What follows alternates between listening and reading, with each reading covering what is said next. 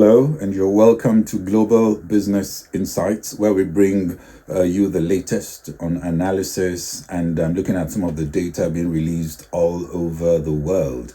The huge news breaking, of course, is Nvidia results, which beat on all counts, looking at the top line, bottom line, and outlook. We'll give you some of the details even as the earnings call is still going on. I listened a bit to it, and I think it will set the tone for a pickup in sentiment tomorrow when markets reopen.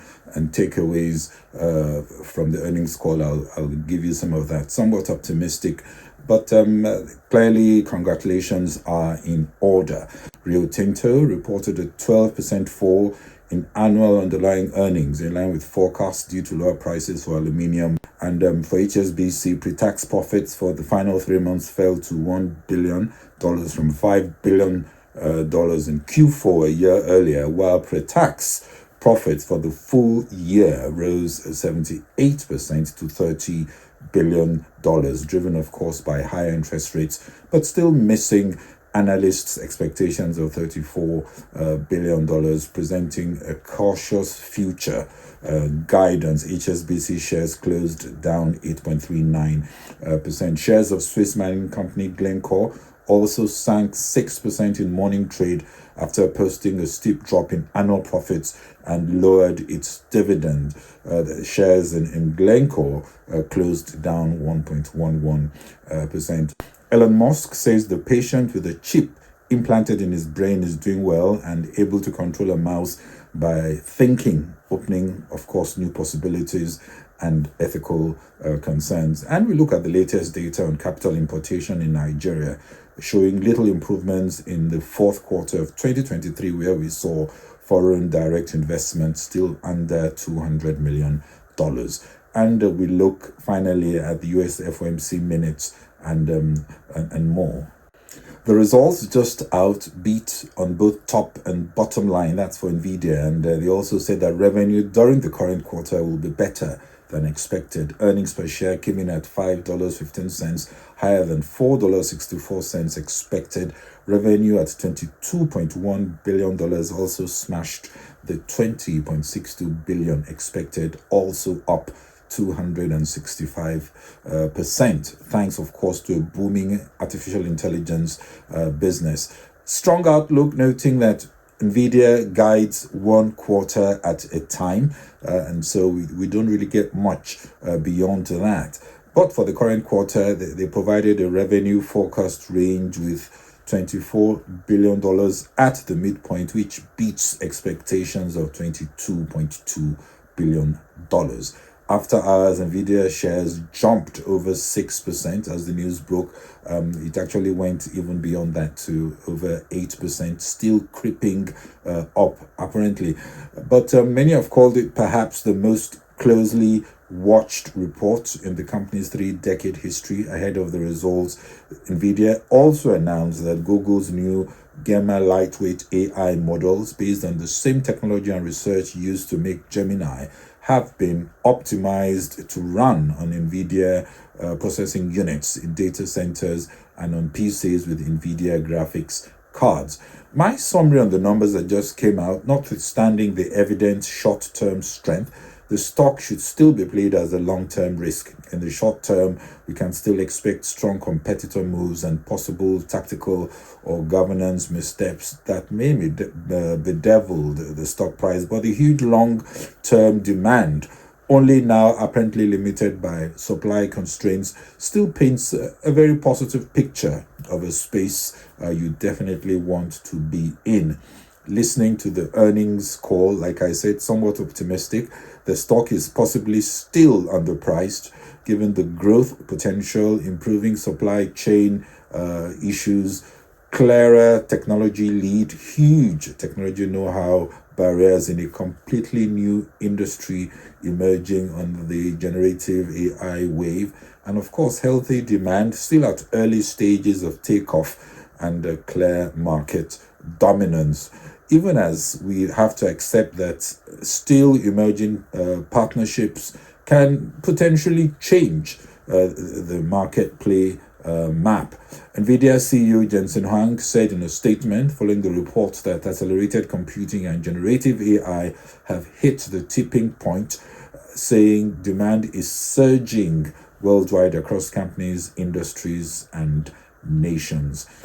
If it almost sounds too good to be true, it's because some of it is. CFO Colette Kress warns that data center revenue out of China fell significantly in Q4 due to US actions blacklisting the sale of certain Nvidia chips to China on fears they could be used for military applications.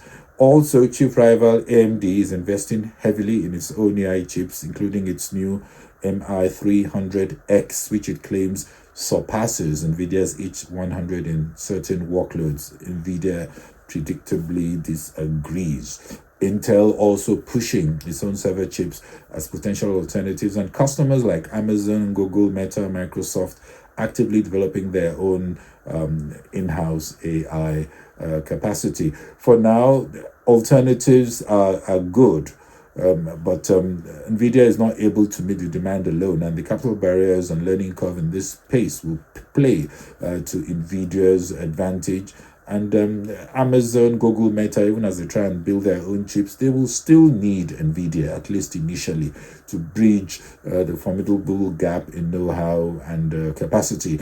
Nvidia is also reportedly in discussions with Alphabet, Amazon, Microsoft, and OpenAI to support them in building custom chips for them. For now, congratulations to Nvidia on the strong results.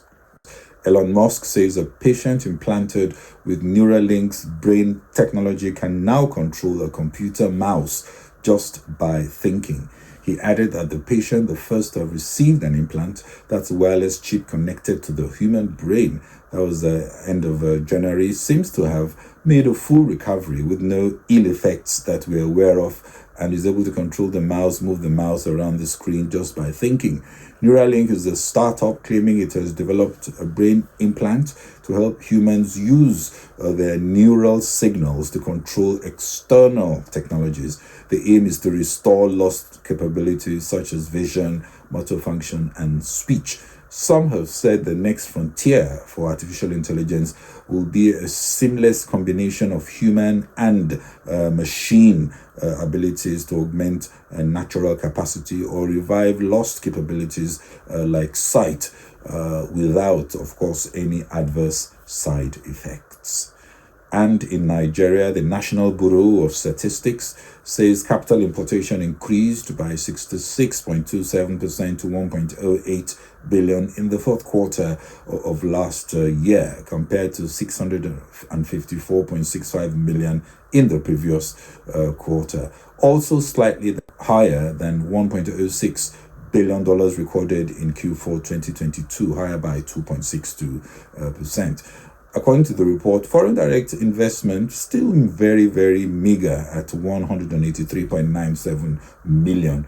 Yet 16.9% of capital imported is FDI, while other investment type accounted for 54.64% or $594.7 million of total capital importation in Q4. This was followed by portfolio investment with $309.7 million or 28.5% of total share. The most stable form of capital with the highest correlation to economic growth and employment is foreign direct investment. Analysts are of the view that for Nigeria, definitely this has to be up at least tenfold. And if, of course, you can find the right baits for investors, perhaps one of the largest companies in Nigeria, NNPC, now incorporatized into NNPC Limited, but yet not on any stock exchange, still acting as a sort of vassal for government. The likes of NNPC Limited should be put up on the exchange with at least 90% of its shares in private hands, listed also on a global exchange in addition to local ones. This will give investors the confidence because they understand the governance standards associated with listings. Also, when you look at what's going on in South Africa, they usually hold an annual investment conference that attracts all the major global players. Recently, President Cyril Ramaphosa had committed to raise over $60 billion of investments. Pledges by investors actually exceeded this target by 26% to as much as $80 billion. When you compare Nigeria, that's Africa's largest economy, attracting less than $200 million quarterly, to a South Africa which recorded foreign direct investment inflows of $1.4 billion in the third quarter of 2023, you can see the huge difference there, to about 200 million in a quarter of FDI to 1.4 billion in FDI in Q3 2023. That's in South Africa. And even that was a notable decrease from $2.8 billion of FDI that South Africa saw in Q2. In 2022, South Africa's foreign investment, direct investment, was reported at 2.3%. In 2022, according to the World Bank, that is about $8 billion in the year. And this is foreign direct investment, not inclusive of portfolio investments and other investments. If Nigeria targets just 0.5% of GDP, annual FDI should rise to over $2 billion, which is achievable. The data out yesterday shows there is a huge opportunity to galvanize FDI with the right incentives, especially targeting not just oil and gas, which of course is quite attractive, but other sectors like infrastructure and technology startups. Minutes were released today on the Fed's FOMC, that's the Monetary Committee meeting, January meeting, which, as you know, held after hotter than expected economic data came out. And the minutes confirmed that they're in no hurry to cut interest rates.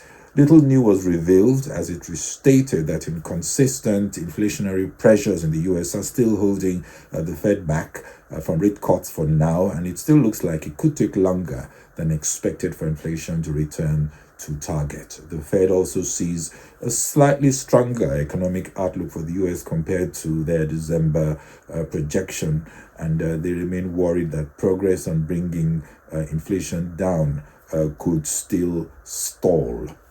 On global markets, looking at European stocks that have closed, the time now is about 11 p.m. GMT, that's 23:00. And European stocks, Europe 600 down 0.17%, FTSE 250 up 0.05%, FTSE 100 closed down 0.73%, the German DAX slightly up 0.29%, CAC 40, that's the French index, also up 0.22%.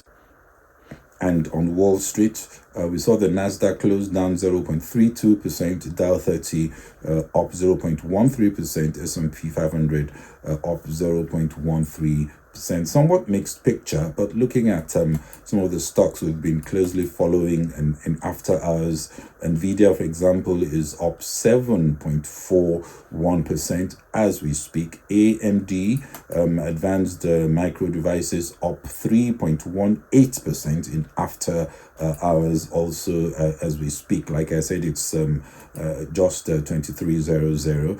HSBC closed down 8.39% on the London Stock Exchange, and Rio Tinto, that's on the US exchange, closed down 0.67% in after hours, still down 0.32%. Well, that's it in terms of how the day has been.